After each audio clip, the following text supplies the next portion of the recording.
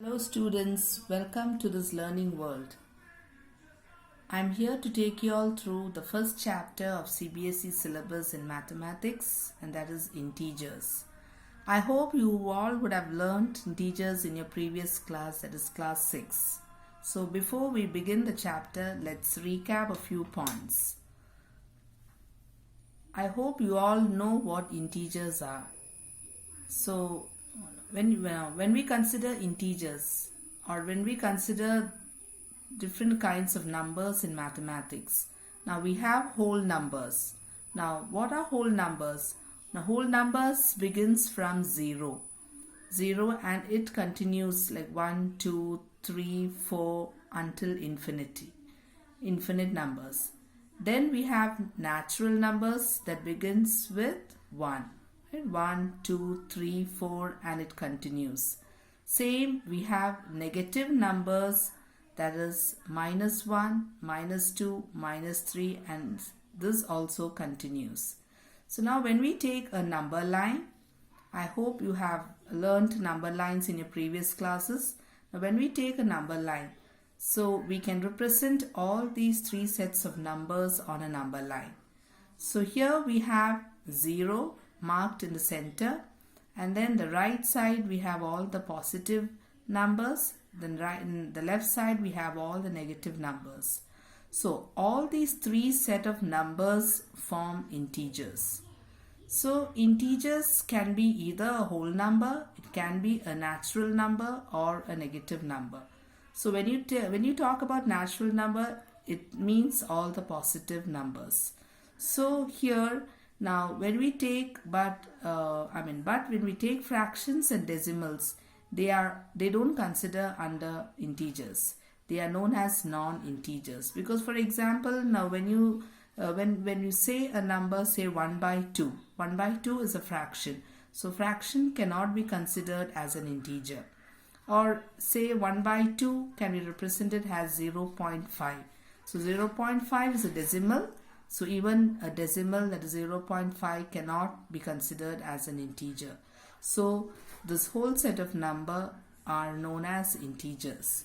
So in your smaller classes, when you do basic operations like addition, subtraction, etc., I'm sure that you all would have done using number lines. So same here too. In your previous classes, you would have done operations of integers using number lines. But now here we are going to learn more about operations. Operations and the properties of integers.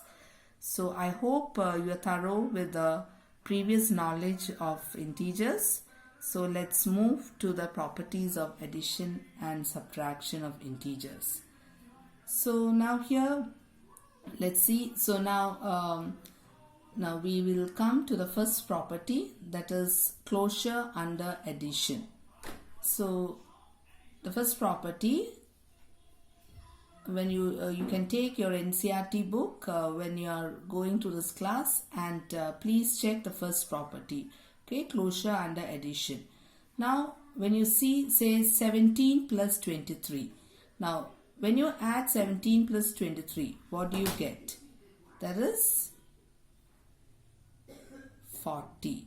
Yes, right? So 40 is again an integer, because it is a positive number as well as it is one among the natural number too. So it is also considered as an integer. Now next, when you see minus 10 plus 3. Now what do you get minus 10 plus 3? Now when you say minus 10 and 3, now here we have a negative number, that is a negative integer, and a positive number, that is 3. So here we have a minus and a plus, that is a negative and positive. So I hope you have gone through the rules of basic operations of integers. That is, what will you do when you get a negative and a positive sign? So when there is a negative and a positive sign, you subtract and put a sign of greater number. So here we have the greater number being the 10, which has negative sign. So the operation should be negative. that is subtraction.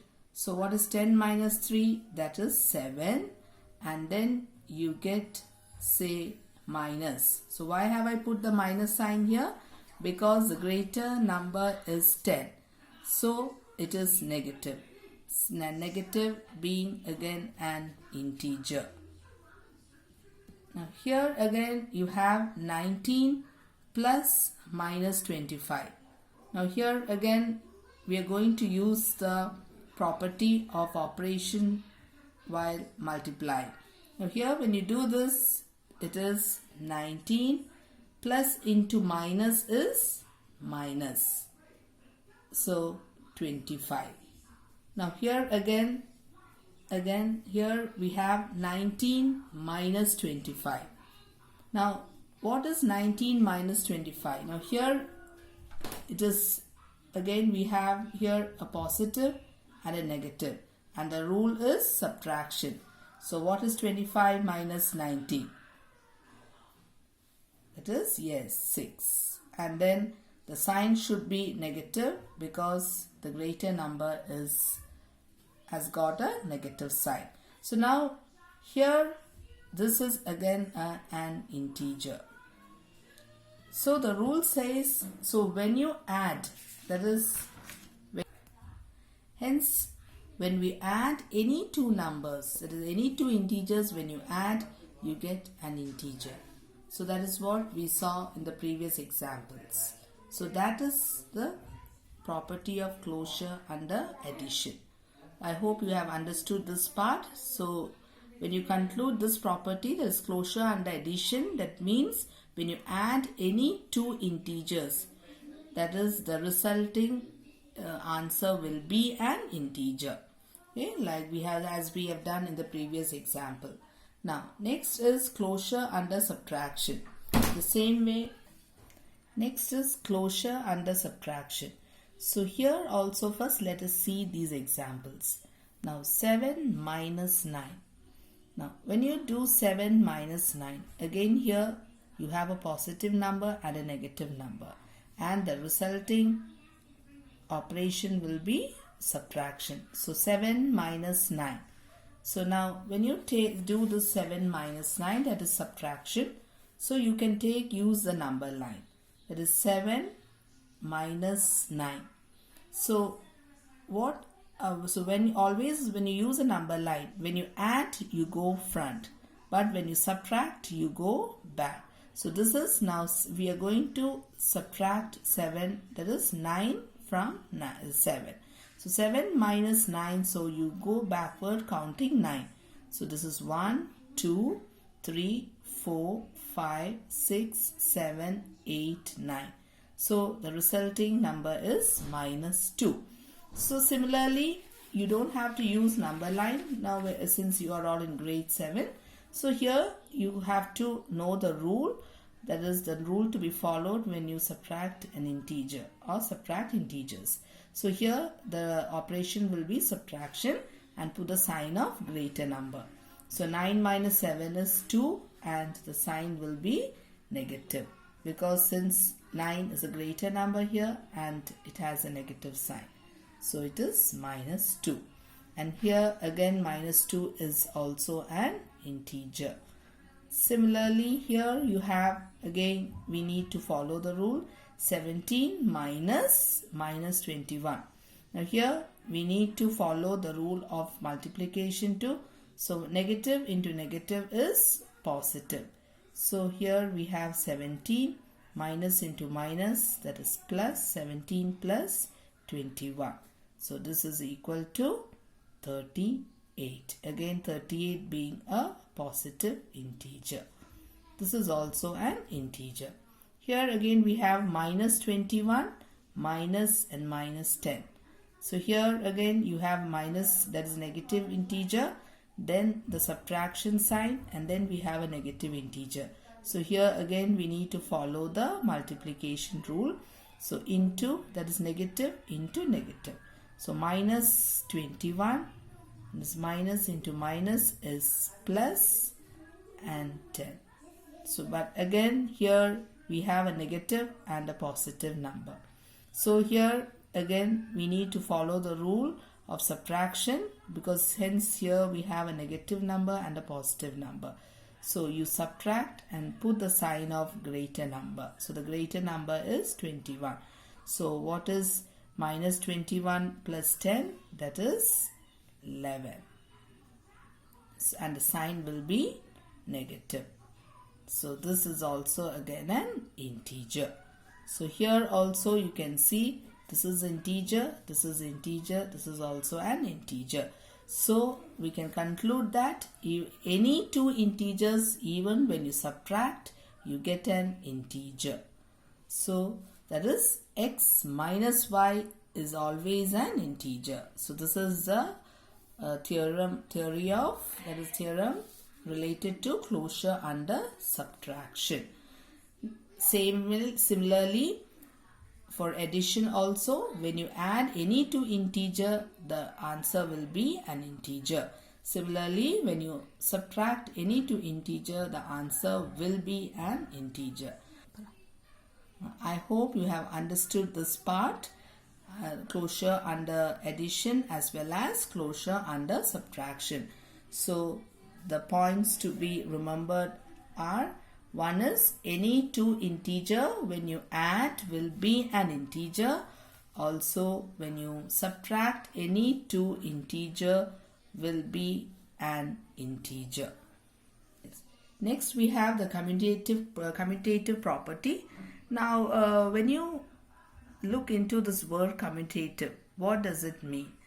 So commutative means when you add these two numbers in any order, you get the same number. Okay. Now for example, now we have a pattern here, that is a plus b is also equal to b plus a. Now I have first let us work out this example. Now I have given an example here, minus 8 plus minus 9.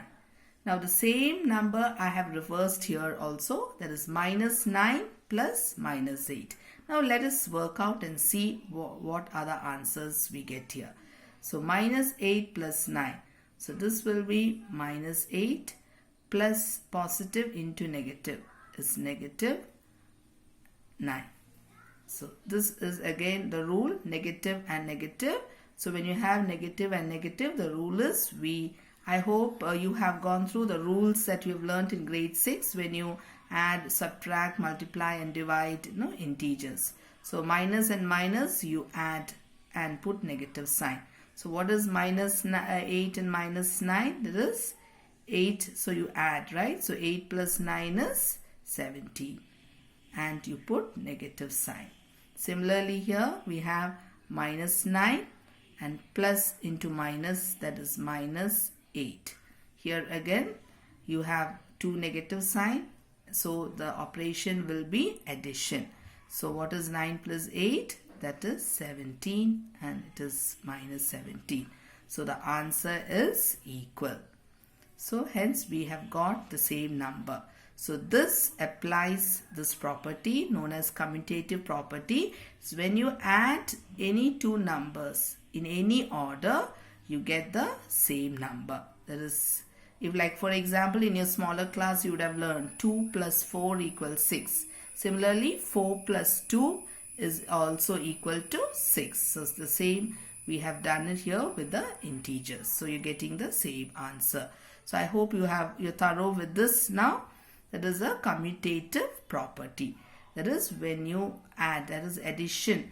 When you add two whole numbers, you get the same numbers. When you add two whole numbers in any order, the answer will be the same. Okay. Now the next is for subtraction. Now let us see for subtraction how it is going to happen. Now here it is 7 minus 5. Now I have written the same here in a different way, 5 minus 7. This same you can work out on a number line too. Now when I take a number line, there is 7 minus 5. So